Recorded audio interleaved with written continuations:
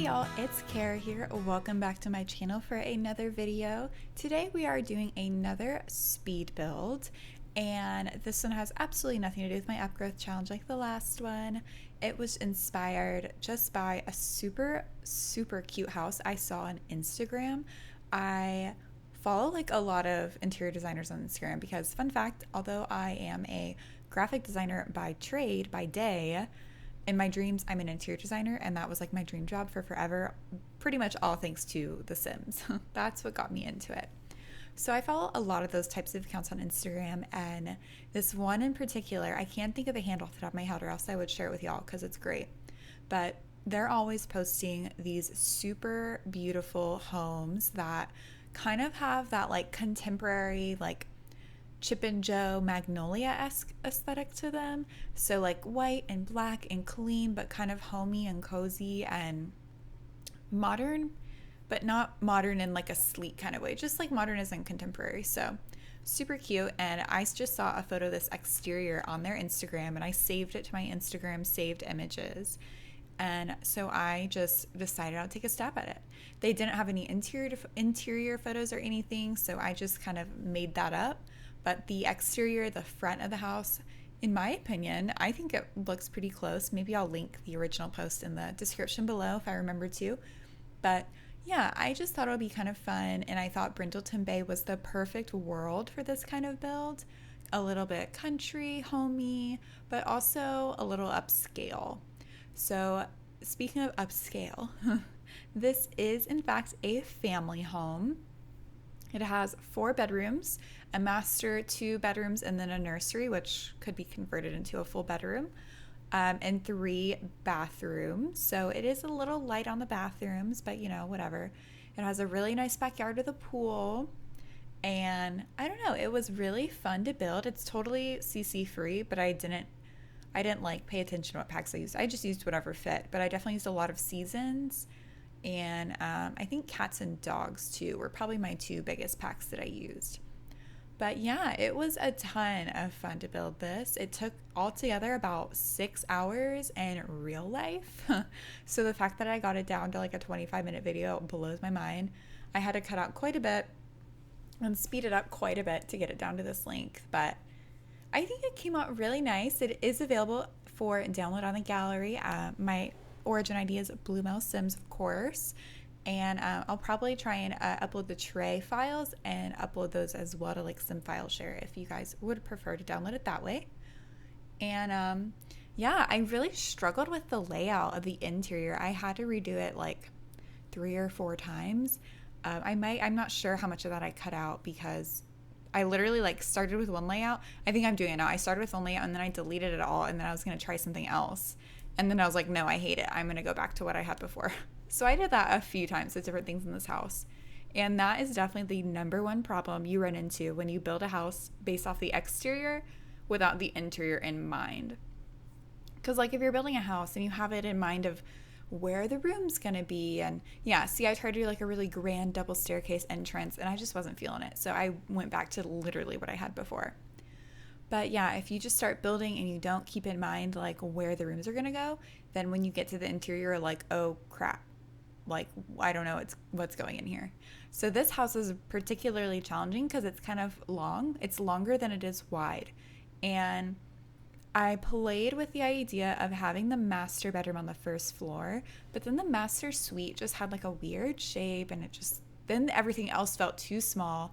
But then without that, then everything felt too big. So I eventually did figure it out. I did have to play with the exterior layout a bit, like moving some walls around and whatnot. Like I make the dining room a little bit bigger than it is when you just saw it. But eventually I did figure it out. And I think it turned out really nice. It definitely feels cozy and homey, but a little upscale as well, which you'll see more of when we get into the furnishing. I believe the house is also like really expensive. It's like 160,000 something simoleons, so not a starter by any means, but you know, a little mother load and a good job or two, and your Sims could definitely afford this place, no problem. I tried to do an open landing at the staircase upstairs, but I ran into that glitch where the roof will come inside the house, and Nothing makes me more upset than that glitch. Like, it's so frustrating. So many good build ideas get destroyed because of that glitch. So fingers crossed one day they decide to fix it. As you can see right now, I'm kind of going through and planning the layout of the upstairs and plopping in furniture. I love to do that because it helps me get a better idea for how to plan the space. Because, I get to see, well, if I'm going to make this a master suite, it definitely needs a double bed, and this is how big a double bed looks in relation to the space. Because it's so easy to make something way too big or way too small in The Sims. More so like way too big. That was like always my rookie mistake back in the days of like Sims 2, Sims 3, and honestly, even when I like first started playing Sims 4 and wasn't that great at building, is you just make the rooms ginormous. And I guess, Sims 3, it was a little bit more fair just because they had more issues routing. So all like the in-game, I don't know if you guys remember this, but all the in-game houses for like the townies were ginormous. They would have like a 2x3 double bed in like a 14x14 bedroom and nothing else in the room. I don't know. I also have heard the whole like, oh, they have to do that for people's computer specs to be able to handle it. Like they have to make the houses pretty light on furnishing, but I don't think they really cared too much about that in the days of Sims 3. Let's be real. That didn't work very well on anyone's computer. So I don't know. I did the exterior and then I was just at such a loss, but I definitely feel like I figured out kind of the vibe I was going for eventually. And, we got there. So I really, I think it looked, when it was all said and done, I think it fit in really well with Brindleton Bay and that kind of aesthetic. And I downloaded this empty world save file thing. So someone out there went and deleted all the townies, all the lots, and all the worlds. And they've updated every time a new pack comes out. So that way you have a clean, fresh start. So I downloaded that and to do builds in. And honestly, like I'm kind of considering doing like a save file or just like a world rebuild challenge. I don't know. I think it'll be super fun. I've always wanted to do one of those for like ever. And I took notes like probably over a year ago of the different worlds and what I wanted to put there and what different types of lots I wanted to have. And I feel like we've finally gotten to a point in the game where we have so much content in game, if you have all the packs and stuff, that it's pretty doable without mods or custom content. Because at the end of the day, like, one, I hate having to hunt down and link custom content. And two, most people, like, don't want to have to hunt it down either. Like, they don't want to go download it. They don't want to go find it. Some people would prefer not to use mods at all. So I think using a totally EA Max's house is the best way to go for builds, for, like, user friendliness and whatnot.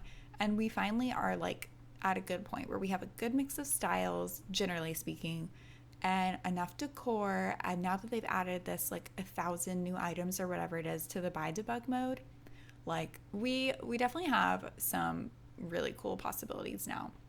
And speaking of the new 1,000 buy debug items, okay, time to talk some tea. I think I'm one of the few people who doesn't really mind the new rebrand. I mean, do I think it's great? No. Do I think it's okay? There's like a really long awkward pause in this video. Okay, there we go. I thought I edited them all out. I was staring at it. I was just like, no. But do I like the new rebrand? Not necessarily. But can I live with it? Totally. And again, I work as a graphic designer in my day job, and I work client side. So I guess most graphic designers do work client side unless you work internally, I guess, but regardless. So a lot of the times a client wants something that you might not be super crazy about, and you're like, actually that we don't know, that's, maybe not the best, not how I would want to do it. But at the end of the day, you have to do what they want. And so I'm kind of used to having to have designs that are like, maybe not my favorite thing, but it gets the job done and it's what the person wanted. And that's kind of how I feel about the new EA rebrand, or the Sims rebrand. I mean, like, it gets the job done, and I guess somebody wanted it somewhere along the line. Someone approved it and thought it was good. So, live and let live. Am I right? Life is too short to get so stressed out and so upset over a rebrand of a game. Like, it's just not that deep. So, and like the colors, I see what they're trying to do with it. I don't know. Whatever. I'm sure there's tons of videos out there, people talking about their opinions on this. So I'll spare you the gospel from me. but it's whatever. It's just not the end of the world. So I'm not trying to, hate on every little thing EA does. They're just doing them. And it doesn't really affect us anyways. But as long as they keep coming out with nice decor and beautiful furniture and Kaz assets, I won't complain. And speaking of which, I guess the next pack that's supposed to come out is that Moschino, San Myshuno, whatever that thing is, that like weird fashion brand, which I'd literally never heard of in my life until they patched that in. And I don't know how I feel about that. When they announced it at EA Play, like I was dying because the whole room of Game Changers and people visiting the event were just like silent. Like nobody cheered like they did for Island Living or like they did for the announcement of the Magic Pack. They were just like, oh, okay. And that was my thoughts too. Again, a brand I'd literally never heard of until they had the little mini collab. And now they're making it into a whole stuff pack, which, depending on what type of stuff they include, if it's like usable clothing items, then like, sure, I don't care what brand you paired with to make it. But if it's really like weird stuff or stuff that isn't very cute or not something that you would wear on a day-to-day basis, then I'm not really interested. I am intrigued about the whole fashion photographer career they hinted at, but hopefully we get to find out more about that pack soon. It should be, I believe they said it's coming out in the summer.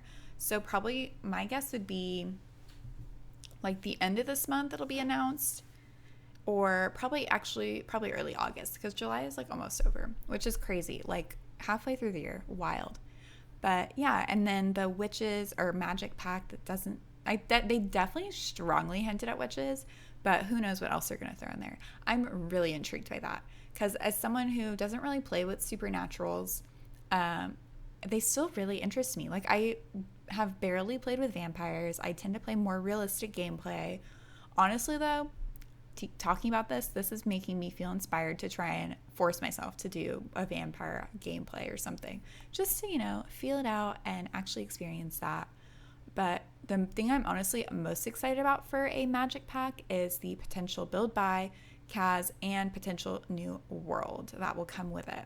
Because I just feel like aesthetically there's so much that could be done with that sort of theme.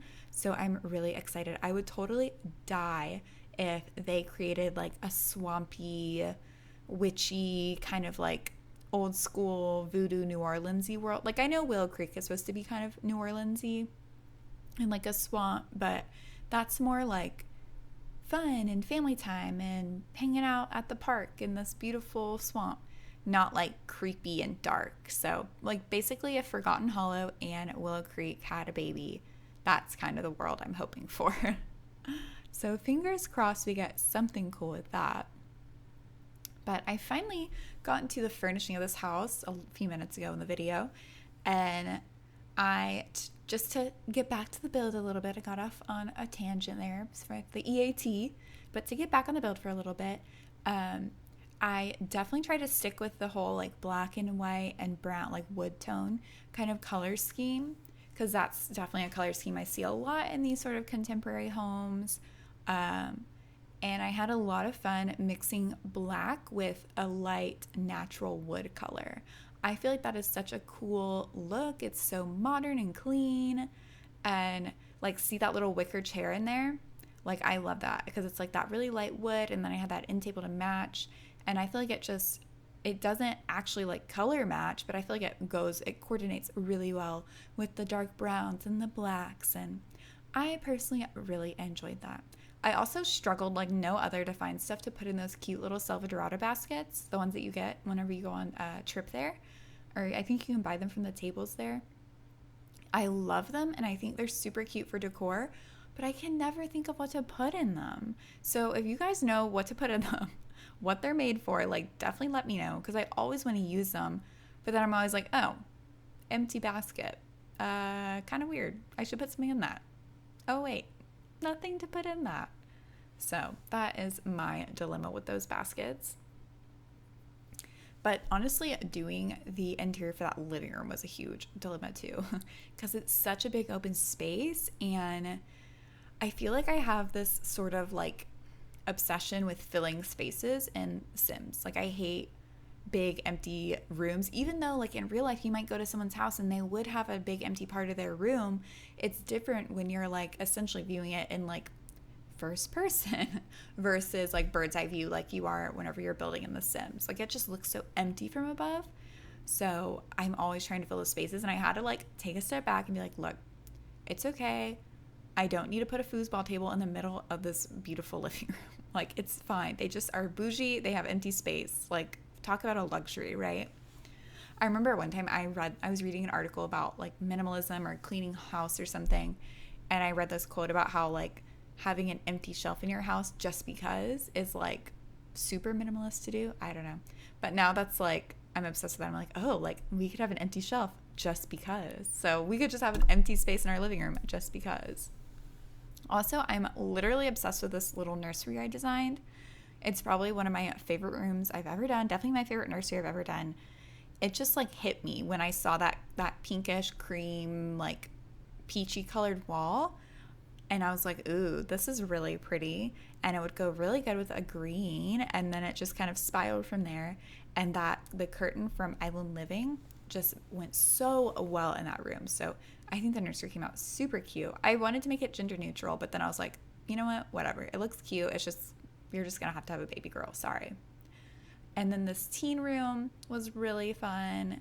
I know some people like to, when they do builds and put them for upload or for download, I know some people like to keep the bedrooms a little more like depersonalized, so that way when you download it, you can go in and add your own Sims personality to the room, which is cool and great, and I'll probably do that for some of my builds. But for this one, I did not want to do that. I just felt like making them real personality filled.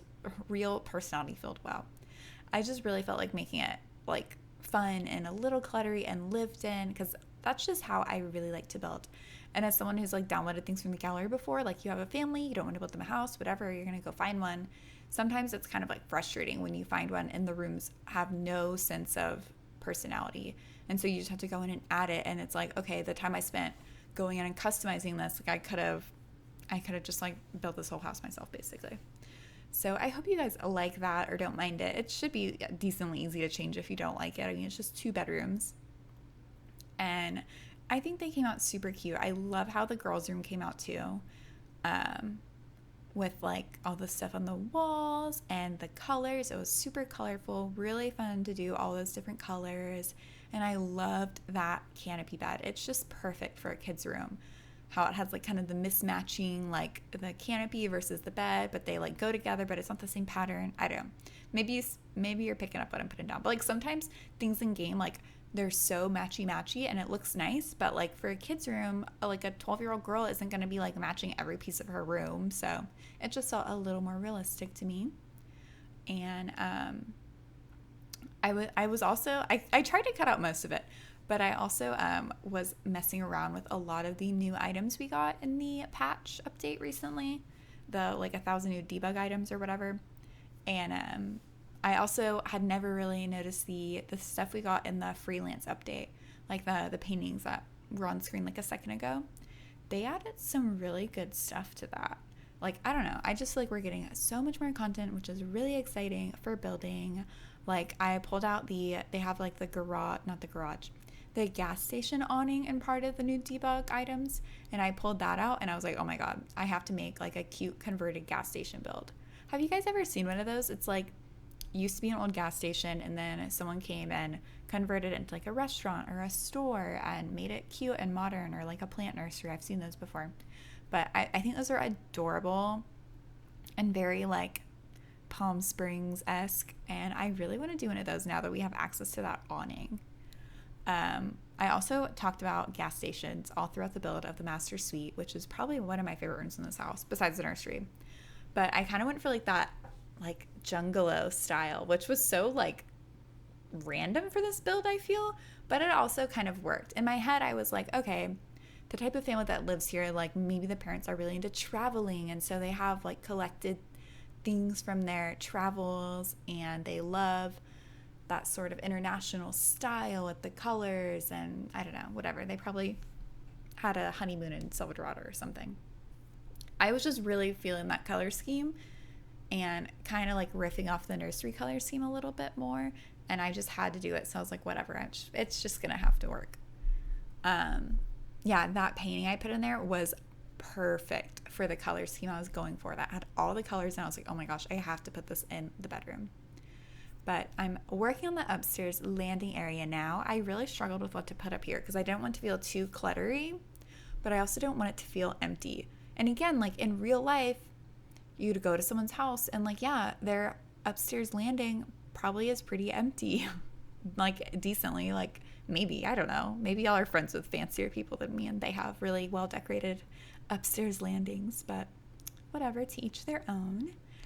And working on this little patio area. I thought this was super cute, just like a nice place that your Sims could go and hang out on like a chilly night and start a fire and have some conversations.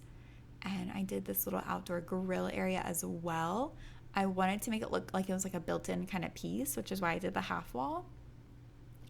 I kind of wish I had expanded on that and made it like a whole outdoor kitchen area, looking back on it. But I still think it was pretty cool. I put in like the one little counter space for you there. This is also, fun fact, my first build that I've done since getting Island Living that had like a house with a pool in it. And so I put in the pool float. I haven't actually used any of those items in a regular pool, only in the ocean world or in the ocean in Sulani.